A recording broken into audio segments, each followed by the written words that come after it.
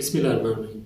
India में एक बेटा अपनी 70 साल वालदा को लेकर एक डॉक्टर के पास जाता है और उसे कहता है कि कुछ अर्सा पहले एक सुबह जब मेरी वालदा उठी तो उन्होंने तेलुगु, जो इंडिया में बोली जाने वाली बहुत सी ज़ुबानों में से एक ज़ुबान है, तो उन्होंने तेलुगु जो है वो अमेरिकन इंग्लिश एक्सेंट में बोलना शुरू कर दी।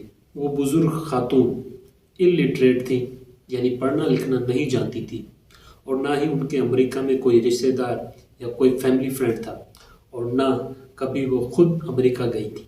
उनके बेटे ने बताया कि कोरोना के लॉकडाउन की वजह से मेरी वालदा बहुत अरसा बस घर में ही रही। तो मैंने सोचा कि शायद इनके साथ बोलने में जो मसला हुआ है ये स्ट्रेस या टेंशन की वजह से हुआ होगा।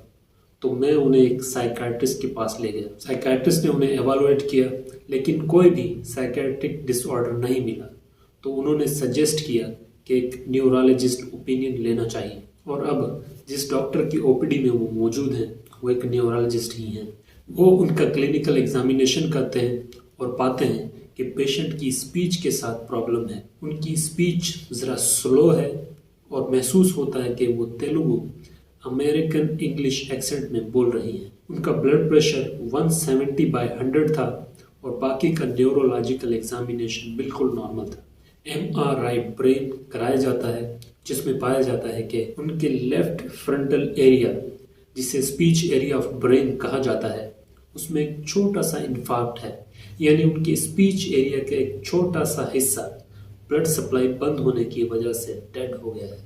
इन्हें एंटी प्लेटिलेट एजेंट्स, जिन्हें आम जुबान में खून पतला करने वाली दवाएं कहा जाता है, वो और ब्लड प्रेशर कम करने के लिए दवाएं दी जाती हैं, और साथ में स्पीच थेरेपी भी एडवाइस की गई। इनका एक्सेंट आहिस्ता आहिस्ता बेहतर हुआ और 6 महीने में बिल्कुल नॉर्मल हो गया। जब मैं ये केस पढ़ रहा था तो सोच रहा था कि अगर खुदा न ख्वास्ता ये हमारे पास किसी को हुआ होता तो सबसे पहला डायग्नोस जो बनना था वो ये होता कि अम्मा किसी ने तावीज़ करा देते हैं, या फिर किसी हवा का असर हुआ है, या जिन का साया है।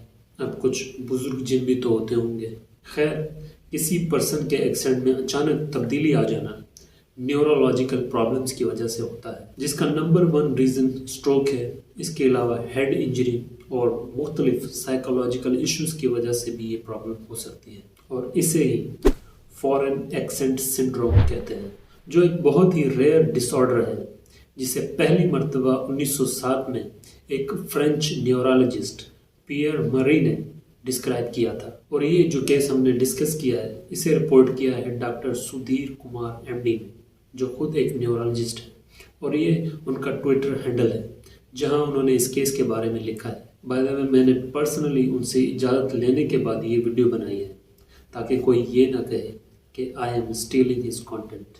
अगर आपको वीडियो से ज़्यादा टेक्स्ट पढ़ने में मज़ा आता है तो do follow him on Twitter. Hope you liked the video. Thank you for your time. Allah Hafiz.